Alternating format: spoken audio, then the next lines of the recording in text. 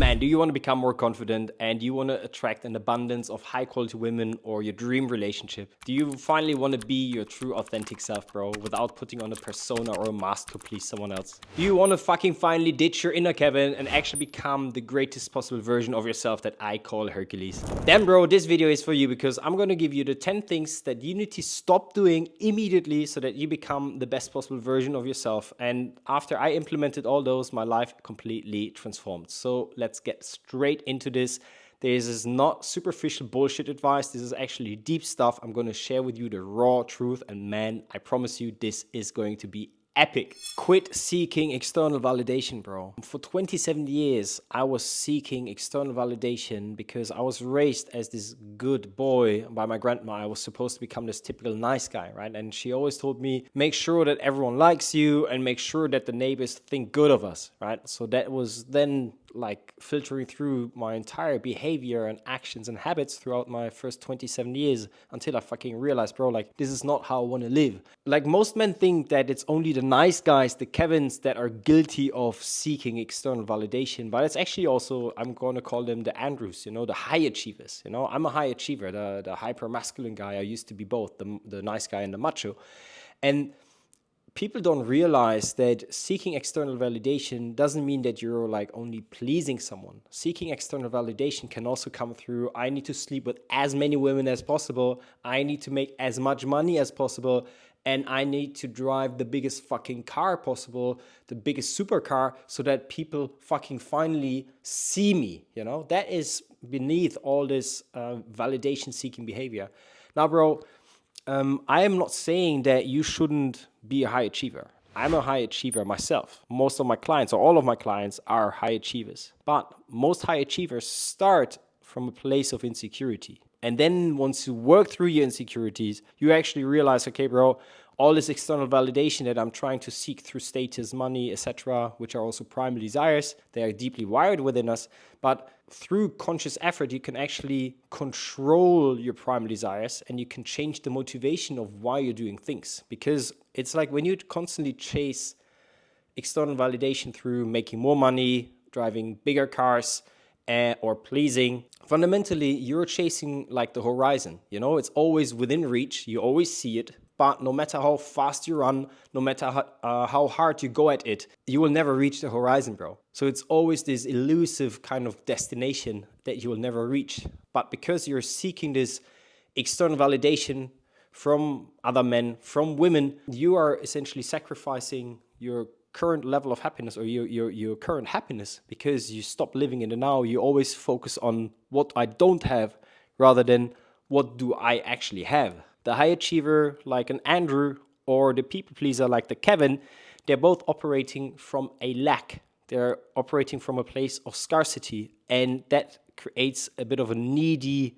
behavior that people will pick up on. Yeah, and it's just like you're gonna operate from a place of fear and you're gonna keep operating from a place of anger, and both are the lowest frequencies that you can operate on. And guess what, bro? I'm gonna touch on that later, but you attract what you are. So if you always operate on a lower frequency, such as like in an anger state or in a fearful state, you will attract the kind of people that are in the same vibration. And I know you might say, oh, this is too spiritual for me, but bro, it's not spiritual, it's quantum physics. Einstein talked about everything is energy and every energy is vibration, everything is vibration, you know? But I'm gonna go into fucking quantum physics now. So fundamentally, the moment you stop seeking validation from external and actually start asking yourself, okay, how can I satisfy this need for external validation, which is often a sign of low self-esteem that might be coming from childhood trauma, toxic breakup, whatever. But once you ask yourself, okay, what is it that I'm actually seeking from someone else that is so important to me, you start like realizing, bro, most of the happiness that I'm seeking external is already within me. I just need to be grateful for what I have, and I can start seeing myself as, oh, I'm becoming this great man. I'm in the process of becoming a great man, but the amount of money, the amount of cars and bitches I sleep with does not define the value of me as a human being. It is actually my character that is so much more important, bro. So one powerful question that has helped me, like, yeah, change my attitude towards seeking external validation was this, and I'm going to read it out and I'm going to put it on screen for you. What part of myself am I denying in order to seek approval from others? Because fundamentally, if you never allow yourself to validate yourself from internally, you will always depend on like external feedback on whether or not you're like a worthy human being. So as I think Andrew Tate said in one of his videos, you're just a feather in the wind, bro, because you're dependent on someone else's mood and their subjective experience or opinion of you, but that can always change. So you're better off starting to validate yourself from internally, bro. Quit tolerating poor behavior, bro. Previously, I mentioned that you attract what you are, but I'm gonna expand that quote actually to you attract what you accept. You know, when I was in my Kevin days, and I see that with a lot of my clients who come to me, who I work with, who I coach, when they're in their Kevin persona, they are stuck in this code by I cannot or I must not step up for myself. I must not stand up for myself. I must not protect my principles and my boundaries because that would make me a bad man. Or they do not stand up for themselves because they believe that they will be abandoned if they set a boundary, because they run on this deeply ingrained code that they are unworthy human being unless they sacrifice themselves, unless they please someone else. And because of that, they tolerate some crazy toxic behavior. I've coached clients who are vice presidents, head of strategy, whatever, like top tier guys, you know, like big guys, you know, 6 feet something, muscular. But because they've been conditioned to believe that setting a boundary with a woman is negative, it's bad and makes you a bad man, they don't set a boundary at all. Or they have such a low self-esteem because of a poor childhood or a toxic childhood of a mom or dad never validating them, never telling them, hey, I'm proud of you, you're a great guy, you're a great boy, and we're proud of you because you exist, rather than because we're only proud of you because of the achievements that you bring home. That has created such a deep wound in so many men that then pops up in romantic relationships, you know?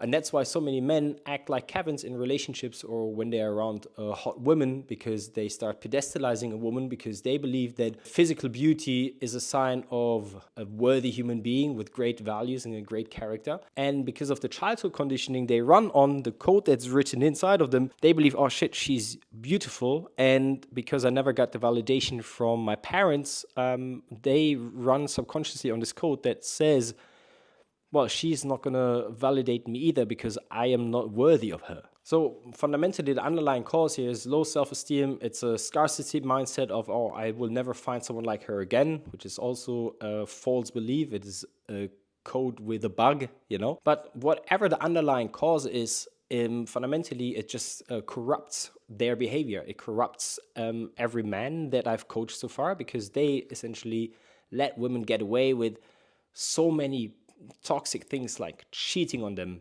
turning them into doormat, emasculating them. But fundamentally, it's the man's fault because they have accepted that behavior. They tolerate that behavior. But ironically, like us men in the West, we've been running on like this false belief, this false code, or this code with a bug, that if we set a boundary to a woman, she will not like us, she will not love us. But it's actually the complete opposite. Like, women are drawn to men who are like strong enough, confident enough, mentally strong enough to set a fucking boundary, because women want the feminine, let's say the women and in their feminine energy, they want to feel masculine resistance. And I hear from so many guys in the West now, in the States, in the UK, in Germany, all women are like so masculine. Yes, because most men are acting hyper feminine in the West. Because of that, a lot of women are in their masculine. But fundamentally, women have this primal desire to step into their feminine energy, because within, or like when they are in their feminine energy, that's when they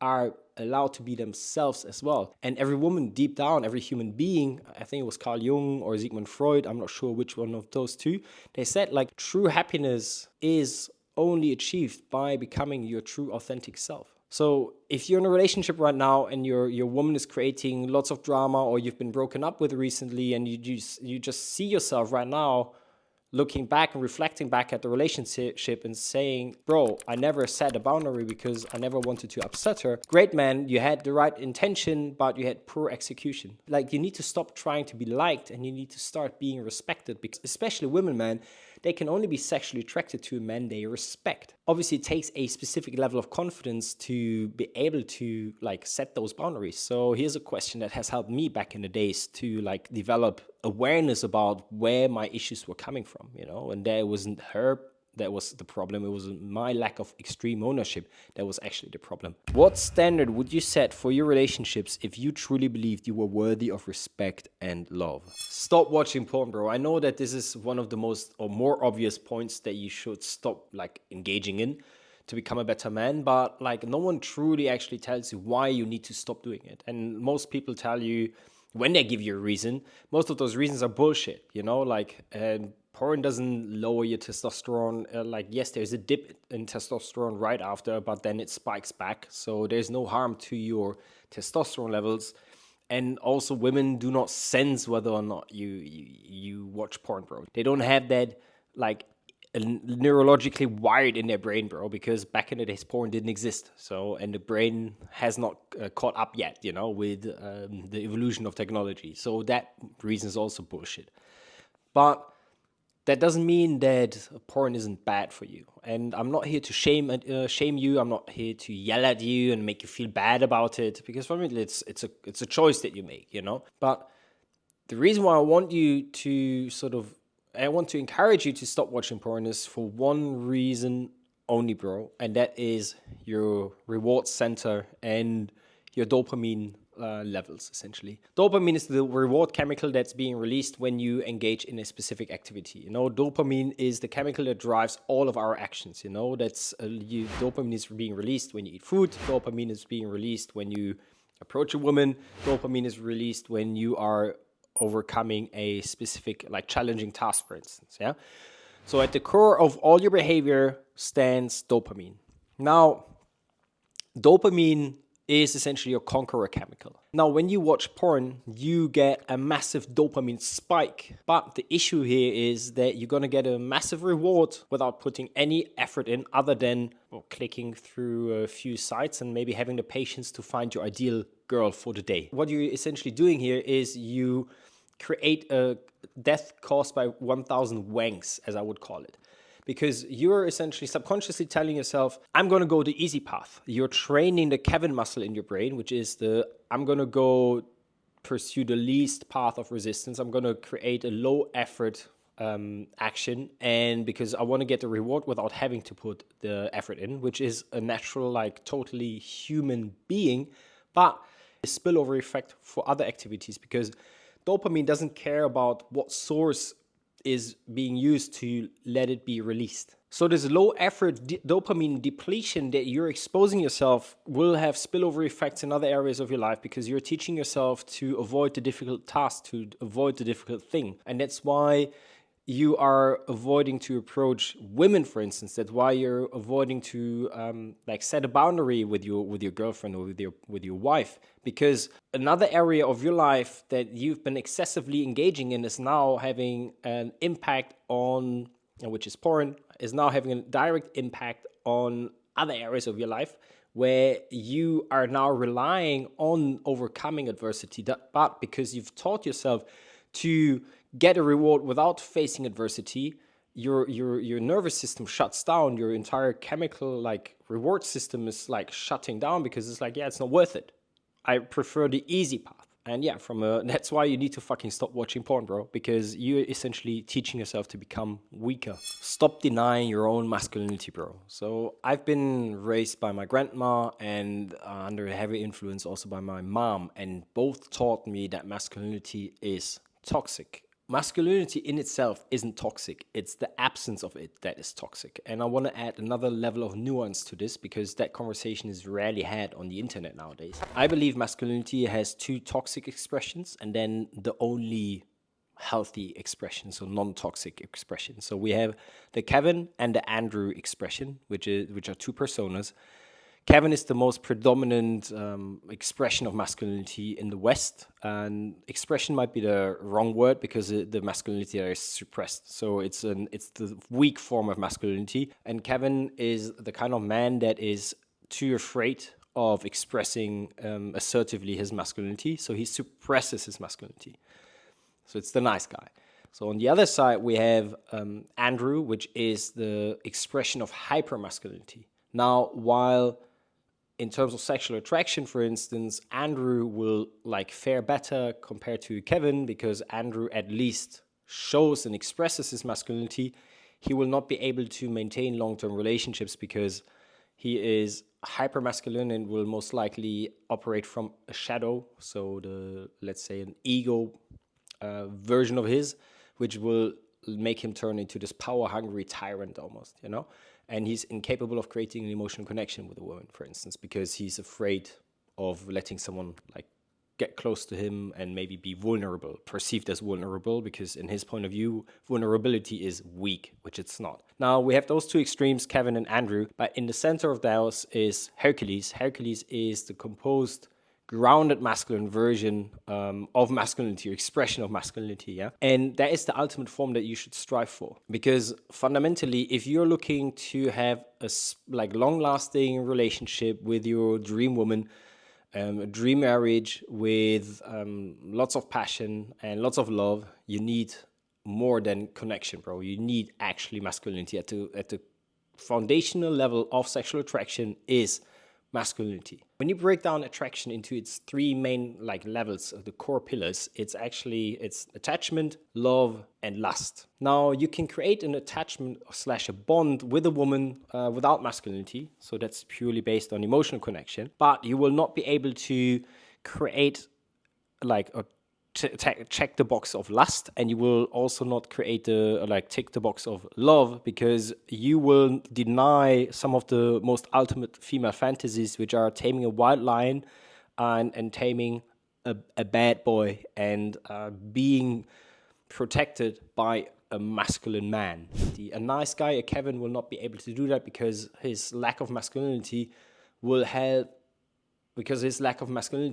force her to step into her masculine energy because he's too much in his feminine energy. So if you're in your Kevin persona, I need you to replace your passiveness with assertiveness and replace your mask and the persona you're carrying, your Kevin persona, with your true authentic self, your Hercules version of yourself. So to step more into your healthy masculine power, I would ask myself this: what aspects of your masculine energy have you suppressed, and what is the cost of that suppression? Now, man, if you want to learn how to step fully into your masculine energy and empower any woman to step fully into her feminine energy and attract an abundance of high quality, like feminine relationships and with feminine women, bro, then why don't you join my Gentleman's Academy, man? Teach you everything you need to know about how to flirt, how to become magnetic, how to become charismatic, how to attract an abundance of high quality women, how to become a masculine Hercules and masculine man. All you got to do is click the link below and yeah, like join, bro. Like at the end of the day, yes, you have to make like a small investment into yourself, but at the end of the day, bro, ask yourself, what's your life worth, you know? Is it worth more than a few dollars, bro?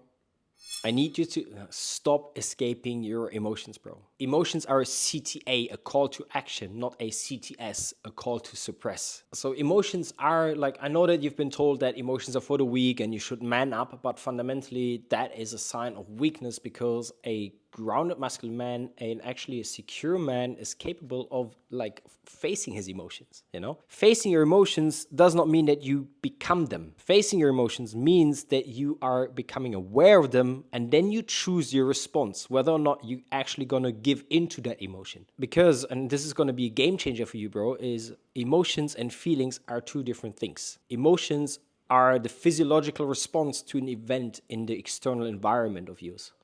That might be fear or that might be anger, you know, because there's a perceived threat to whatever is happening to you in that moment. The time between now you interpreting that as I am angry, I am upset because XYZ has upset me, that is an interpretation, and you're interpreting the emotion that you're experiencing within your body. So an emotion is actually just a sensation within you. You're interpreting that with a statement which we call it the label is a feeling. Now, an insecure man will suppress the emotion, the sensation in his body. But the issue with that is those emotions will never go away. Those emotions, or like emotions generally, cannot be destroyed. They can only be converted. So those emotions will express themselves. They will find a way to like express themselves at some point further down the line. That's like when you have uncontrolled expressions of emotions, road rage,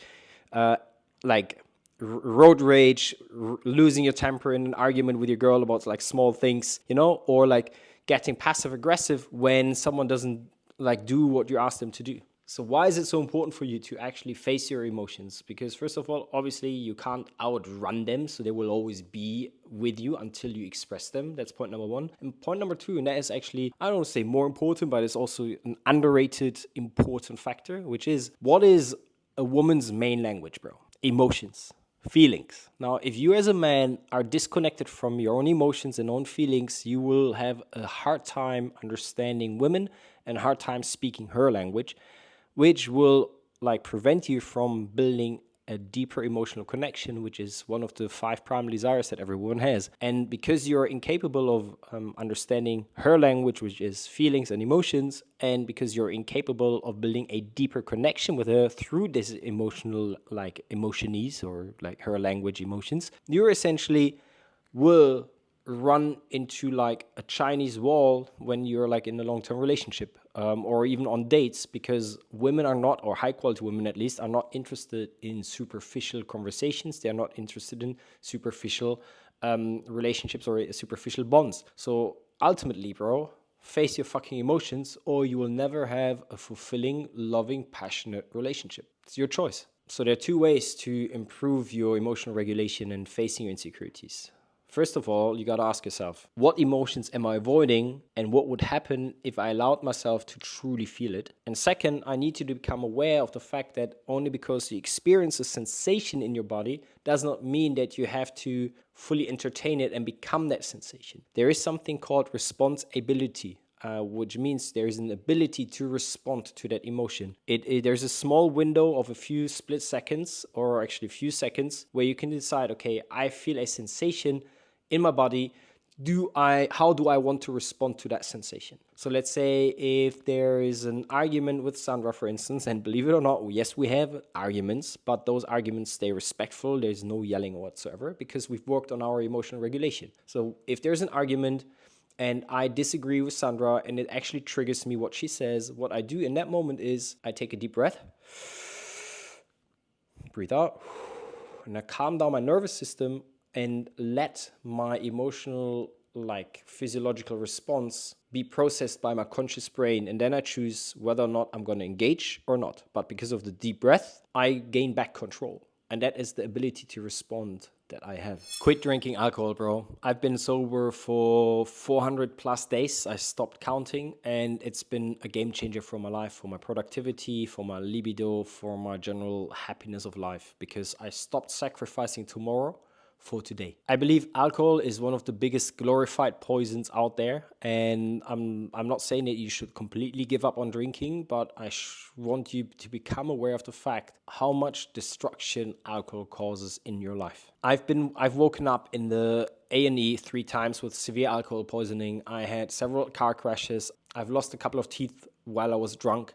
Yeah, nose got broken. Feet had to be stitched up, like whatever happened, whatever you can think of that could have potentially happened to me while I was drunk, you name it, I experienced it. So now, only because I experienced it doesn't mean, only because I was so irresponsible with alcohol doesn't mean that you will be. But the odds of you doing some really stupid shit that you will regret are quite high.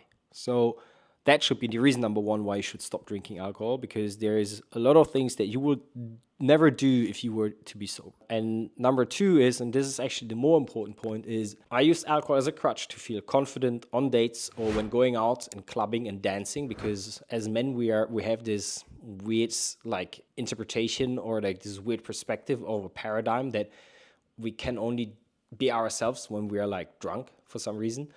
So I used alcohol as a crutch to be confident and be my authentic self. And second, I also used alcohol to numb my internal pain. So I used alcohol as a way to run away from facing my emotions. I thought alcohol would be the cure to my problems, but it was just a relief, you know? So when I woke up hangover, the problems were multiplied. The initial problems I tried to run away from were still there. And on top, I was now hungover. My health got like messed up. I didn't feel like doing anything, you know? Like your body, it's like a physiological response from your body to your soul saying like, bro, like, can you stop like violating me, please? How often have you made bad choices when you were drunk, you know? How often have you entertained the wrong woman because you were drunk? That's something you should ask yourself. And yeah, I mean, I'm not saying you should completely stop drinking. If you enjoy like a social drink once in a while, then have a drink, you know? I think it's not binary. You can have an occasional drink or like maybe 2 glasses of red wine when you go out or 2 beers. Just make sure you don't get like wasted and do it and drink because you enjoy the drink and the taste of the drink rather than using it as a way to escape. So a question that I asked myself to like actually get sober. So I stopped alcohol for 2 reasons, because I was tired of the hangovers because they lasted 2-3 days as I got older.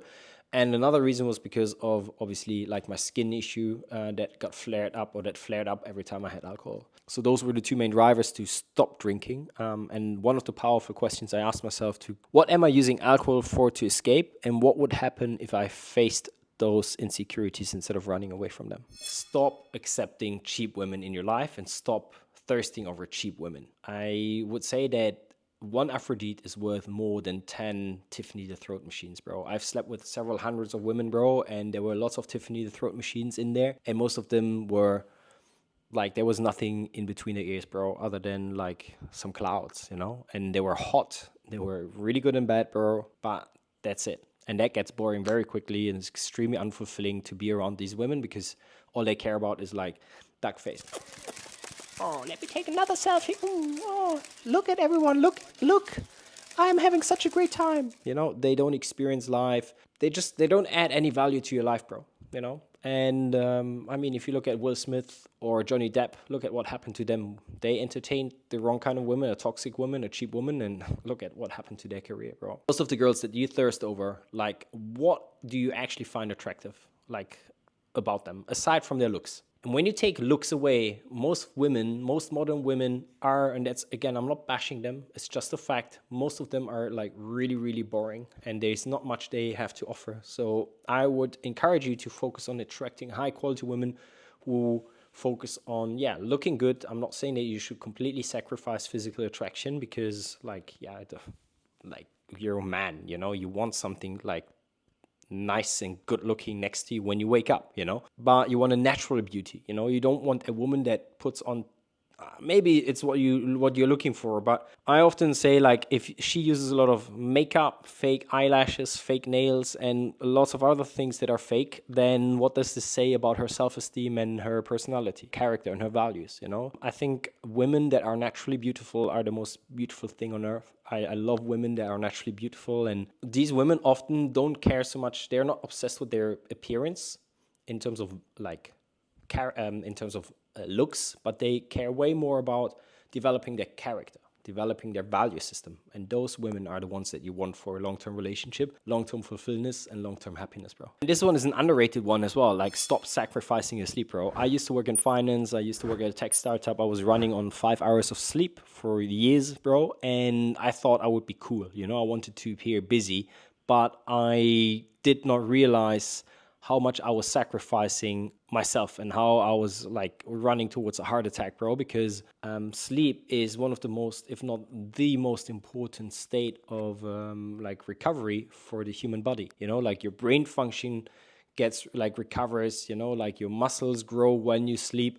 You don't grow in the gym, you grow in the bedroom, you know, and it's like a famous saying from like amongst the gym bros, you know. And like, if you want to achieve peak performance, you do, and peak cognitive performance, peak like sexual performance, bro, sleep is the one thing that you should focus on. And I would encourage like you to sleep 8 hours. You know, Sandra, my girl, is a nutritionist. She's a peak performance coach, so she knows her stuff, you know. And ever since I focused on sleeping more, my performance in the bedroom, at work, in my business, and generally my ability to like articulate myself and feeling happy and feeling fulfilled and not feeling like I'm about to explode any moment for like the smallest things. Like most of my rage and anger has gone away ever since I started sleeping more. And most of the gurus won't tell you this, because they want to shill you their courses about like, oh yeah, grind said you're weak if you sleep more than 6 hours. If you have to wake up at 4 a.m. otherwise you're like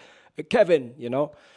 Bullshit, bro. I wake up at 7:30, bro. I do my breathing or meditation for 15 minutes. I brush my teeth, take a shower, and I get to work, bro. And life's simple. Stop viewing women as complex, bro. Women are the most simplest creatures on earth once you completely decode female nature. And I'm going to keep it super short now. There are 5 things every woman wants, the 5 primary desires. Physical safety, emotional safety, so don't judge her, don't shame her. Emotional connection, know her, Physical safety, as I said, I mean, self-explanatory, like be muscular, athletic. You don't have to become a bodybuilder, but look like you are capable of violence. And then primary desire number 4 is masculine leadership, because when you're in your masculine, women you allow her and you empower any woman around you to step into her feminine energy. And number 5, and this is one that most guys get wrong, is fun and fantasies, bro. Like every woman wants to have fun. Every woman has like crazy female fantasies, like tame a wild lion, be protected by a powerful man, for instance. And there are other female desires, but I'm going to get into them in another video. But like fundamentally, once you tick those 5 boxes, every woman is going to be super loyal to you, bro. And point number 10, and this is going to be the last point of this video, because I think this video has turned out to be way longer than I wanted it to be, is, stop being afraid, bro. Stop seeing failure as something bad. I'm German. I've been raised and conditioned to believe that failing is bad. It makes me an imperfect human being. But perfection isn't the goal. Growth is the goal, bro. And you don't grow without failing, bro. I've made so many stupid decisions in my business. I've been rejected so many times by girls. I've been like left on red. I've been ghosted, bro. We've all been there, man. I've had girls like run away from me when I did a cold approach, literally. Like it was in a dark, like it was like the timing of the approach wasn't great, and the technique of the approach wasn't great. It was also like after I like done 4 hours of approaching, But yeah, man, like that girl just literally ran away from me because it was getting dark, the sun was setting, it was like a smaller alley, and I'm sure she was just scared. She thought I'm gonna rob her, So she just ran away from me. I mean, I stood there, I was like, oh my gosh, I feel like my ego has been destroyed, But here I am, I'm still alive. I would see rejection, I would see failure as a growth opportunity for you to become a more resilient person. Most of your fears are simply a negative interpretation of a life situation or a life event that has happened. Again, the girl running away from me, I could say, well, that's it. I'll never do cold approach again. I'll never become a dating coach because of this one incident. Or I could just simply view it as a growth opportunity as, bro, okay, I didn't approach her from the right angle. It was dark. I didn't set up the approach in the right way, and that's it. It doesn't say anything about me as a human being. It just says that I made a mistake. It was a suboptimal approach, and thank God it didn't get the results that I wanted, because otherwise I would have taught myself to be sloppy in my approaches,